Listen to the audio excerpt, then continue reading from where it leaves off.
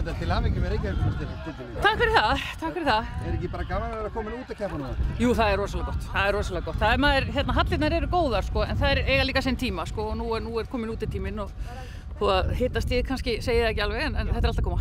Það var snjór í nótt? Já, það var snjór í nótt, já. Hann fór fyrir keppnina? Hvað segirðu? Já, hann fór sem betur fer. En hérna, hvað er framöndan með ykkar?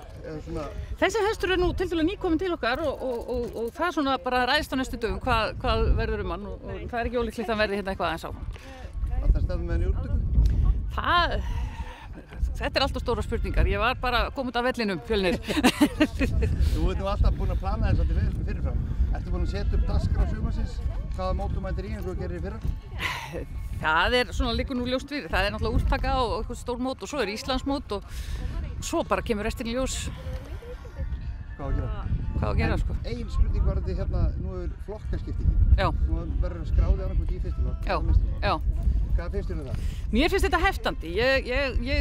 Mér finnst að meistaraflokksknapar, þeir eru líka stundum með nýja hesta og óreynda hesta og sem að það var alltaf svolítið bratt að fara með þennan hest í fyrst skipti núna í meistaraflokk. Ég gerði það bara því ég gat ekki annað einmitt út af Birki.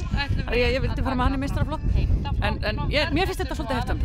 Og sko, einn af tilgangnum með þessu var að reyna að fá fólk í öðrum flokki til að færa sig upp. En allavega á þessu móti sjáum við það ekki gerast. Takk fyrir spjallið og til hamingju. Takk.